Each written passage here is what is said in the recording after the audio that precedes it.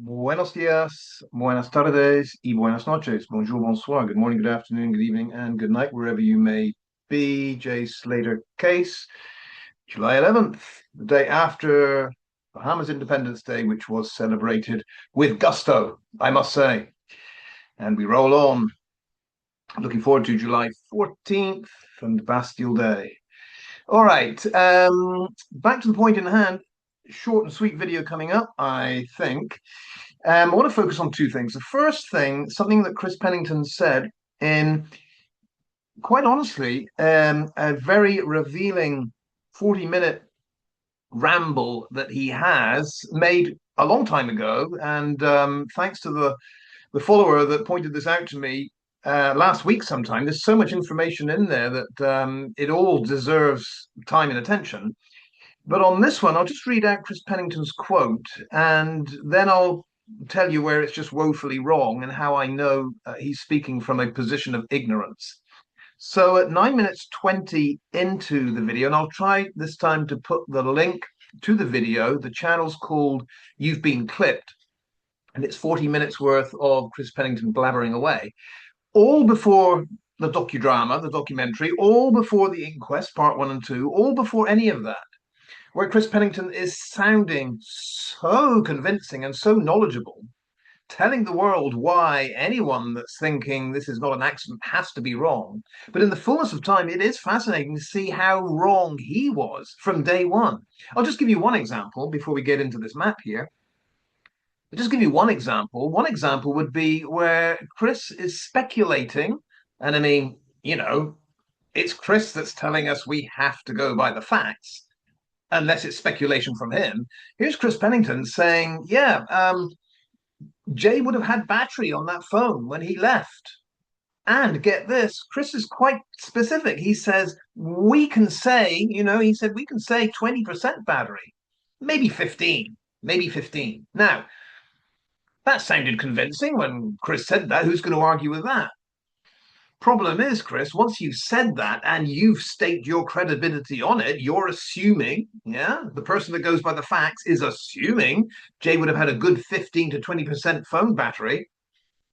Oh dear. What happens, Chris, in the inquest? And you said, wait till the inquest, wait till the inquest, wait till the inquest. What happens when the inquest produces DCI Higson saying, absolutely, factually, after a forensic phone examination, that it was on not 20%, not 15% when Jay left that Airbnb, apparently, or when his phone left the Airbnb, apparently. No, not 20%, not 15%, not 14, not 13, not 12, not 11, and not 10%, Chris. And not 9%, Chris. And not 8%, and not 7%, and not 6%. And not even 5%, Chris. And not 4%. But 3% when he left the Airbnb, 3%. So the first question for you, Chris, is when you made this rambling video trying to lecture us on all of the information you had on why you necessarily must be right about it being an accident, how did you get that so wrong? Because my question about this is, if you got that so badly wrong, which you did, we now know that is a fact, based on the phone forensics, you got that not only wrong. If you'd come out and said 4 or 5%, we'd give you some leeway there. Say, okay, you overestimated what could be on his phone. But why would you, Chris, have gone out there and so confidently said 15 to 20%? Why? My point here is, if you got that wrong and so badly wrong, why the hell would anyone in this world think you got the rest of it right? The problem with this situation, Chris, is when you've got something wrong and you can't explain why you got it wrong, how do you then expect the rest of the world to think you've got other things right? This is the problem. And I'm guessing that Chris would have gone out there to say this thinking that who could prove him wrong? He's boots on the ground. He knows the family. He knows all the things that we don't know. And yet, when it comes to the inquest, oh, wait till the inquest. Well, we waited till the inquest, Chris, and you're the one that got caught out. Yeah. So that's just one example of Chris getting it wrong, but that's not the one I want to point out here. This map shows you The where the Mirador, the cafe, is up here, where it says, if I get my fat head out of the way, Mirador La Cruz de Hilda. Yeah, the knife and fork shows you the Mirador Cafe up there, which I repeat, if you look at the bus stop here, that is the Airbnb, which I repeat is not visible from the Airbnb at ground level.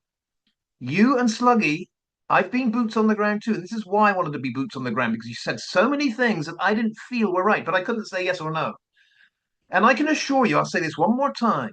When you are on the ground, ground level, coming out of the Airbnb, the green door, Ayub's green door, you cannot see the Mirador.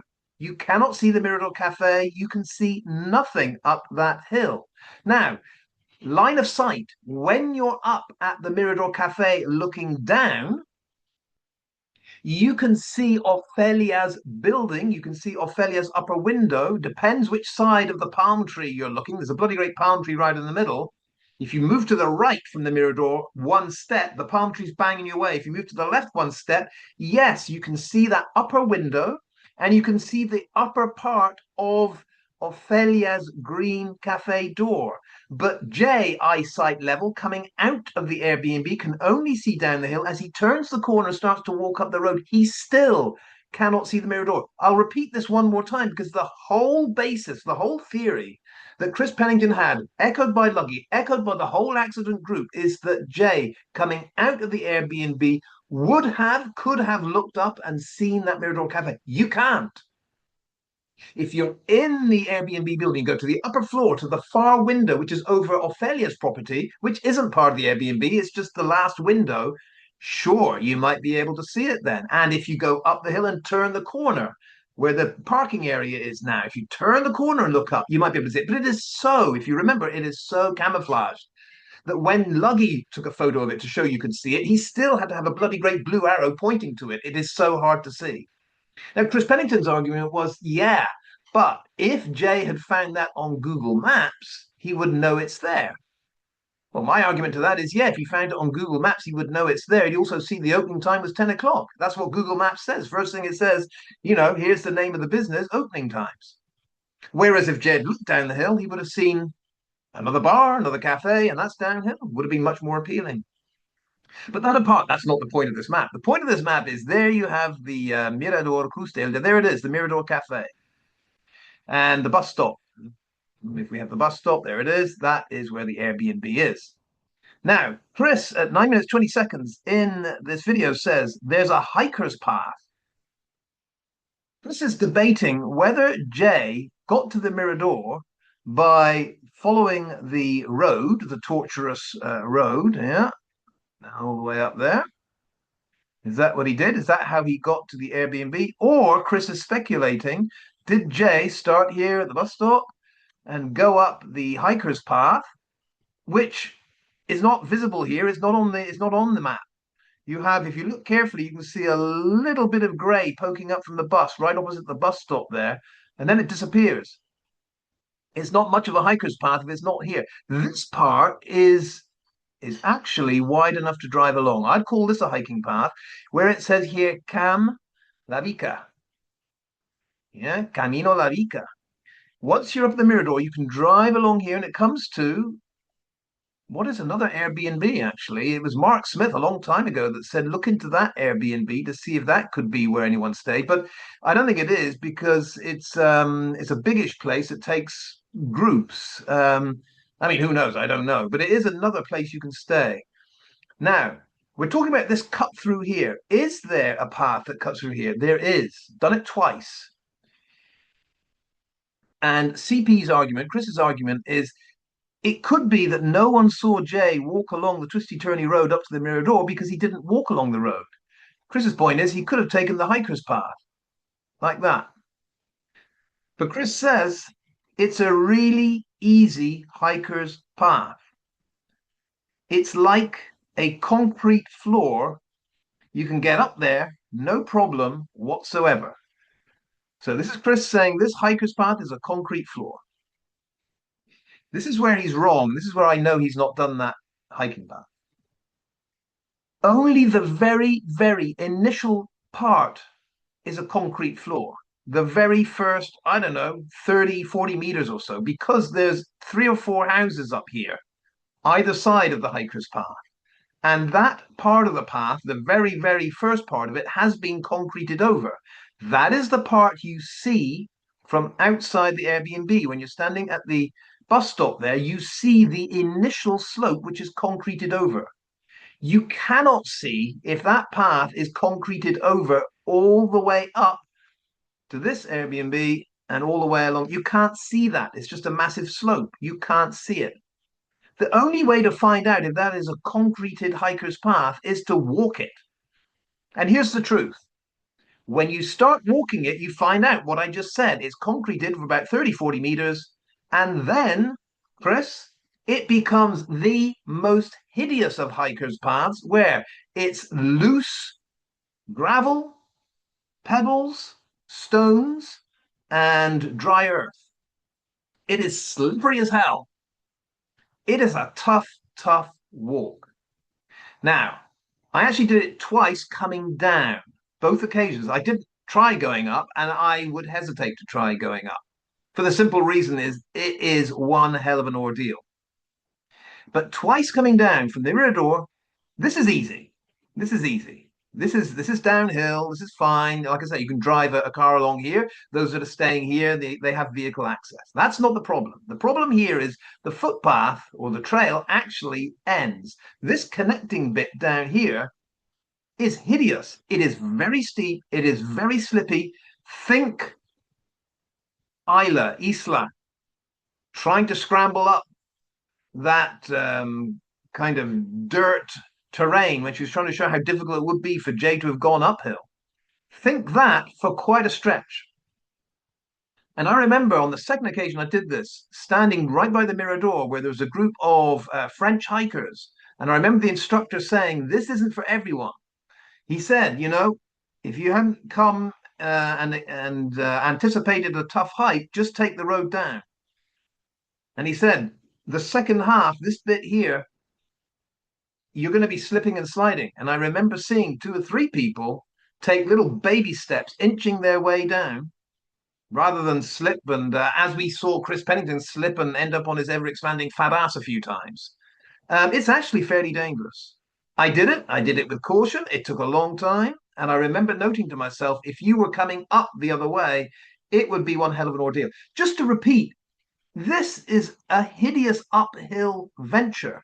If you listen to DTR when he's walking this, in his video where he walks this from the Airbnb up to the Mirador, DTR, young pup that he is huffing and puffing, and you can feel the strain.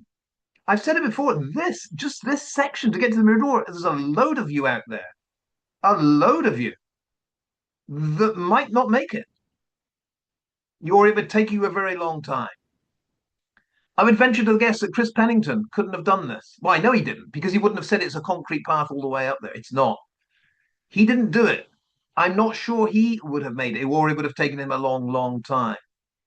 That hiking path is a real challenge. End of. So my point here is, again, Chris has lied about this. He was boots on the ground, but he wasn't boots on the ground for this hike. Absolutely no way. Otherwise, he wouldn't have said it, unless he would have just lied, hoping that no one's going to challenge him. But lo and behold, someone else went up there, did it, and said, you're wrong. So lying for lying's sake, take my word on this. This is an easy hike. Okay? Don't take his word on it. It's not an easy hike, and that's why very few people do it. They know, or those that are leading the hiking groups know, this is a risk, this one.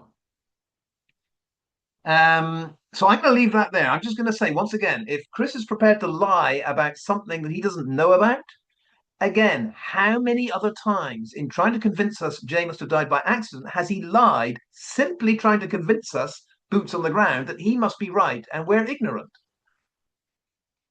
If it happened once on this occasion, I'm saying it's happened over and over and over again, because that is the modus operandi of these people. They have to lie to convince you. If they told you the truth, no one would be convinced. As it is, only a bunch of fools called the accident group are convinced. I think most of us can see the lies. Second part of this video, I just wanted to comment on what has amused me greatly, and I'm joined in my mirth, if you like, with by Matt Perney because we both picked up on another, I mean, absolute whopper, an absolute stinker of hilarity, of amusement from Chris Pennington when he went through his whole theory that Jay might have been heading towards the sea down the ravine because on his Google Maps he saw something that said at the end, you can go on a yachting excursion. I know, really. Can you imagine? He's down to 1% battery, and Jay's clicking on an icon that says yachting excursions. I mean, this is just unbelievable. I mean, this is what Chris Pennington is asking us to believe. He's asking us to believe that, as per Lucy's phone call to the emergency services, Jay says, I think I'm going to die up here. Yeah, so we've got that. We've got that at 8:50 in the morning. Jay, I think I'm going to die up here. At some point later on, no one knows when or how, Jay then says, listen, I'm not going to make it. But then suddenly, according to Chris Pennington, Jay, with the fading battery, sees yachting excursions and his spirits are all livened. They're lifted. And Jay says, oh, yachting excursions? Maybe I'm not going to die. Maybe I have enough energy just to get there for the yachting excursion that will get me out of here. Honestly, you cannot make this thing. But that is Chris Pennington's theory. Yeah? He said if only we could get the Guardia Civil to tell us what is on Jay's phone. Well, we don't need to, Chris, because the phone was forensically examined by DCI Higson. And she said, well, she didn't say anything to do with Jay having clicked on an app that mentioned yachting excursions. But I don't know. I mean, it's a cruel kind of humor, but I do laugh at it. I mean, I've just got this picture of Jay getting down to Juan Lopez Beach, and then he has to move over to the other beach. He has to swim around the headland, another cliff to get there. And he finally gets to Masca Beach, and yeah, he joins a group of people that are on a yachting excursion. Excuse me, I don't have any money. I couldn't take the bus. You know, I'm high as a kite. Any chance I can join the yachting excursion to get to Los Gigantes? No, bugger off. If you haven't got any money to pay for it, go back to where you came from. Well, I can't. I've come through the gates of hells and the V notch and the man trap. I can't go back. Yeah, well, you can't have a free trip, can you? So, you figure it out. Yeah, but anyway, Chris Pennington's theory. Jay was heading after he said, yeah, I think I'm going to die here. After he said, listen, I'm not going to make it, he said, oh, yachting excursion. I might make it. I just might get out of here. If I could have that, yachting excursion, maybe I'll see a dolphin or two on the way up. Life is worth living suddenly. Right. All right, let's leave it there. The nonsense that Chris Pennington came out with trying to justify the accident theory. There's a lot more to go. It is humorous. It is funny. You've got to look at the funny side of this, but there's a lot more to come. For today, I will leave it right there and say hasta luego, hasta la vista, and adios.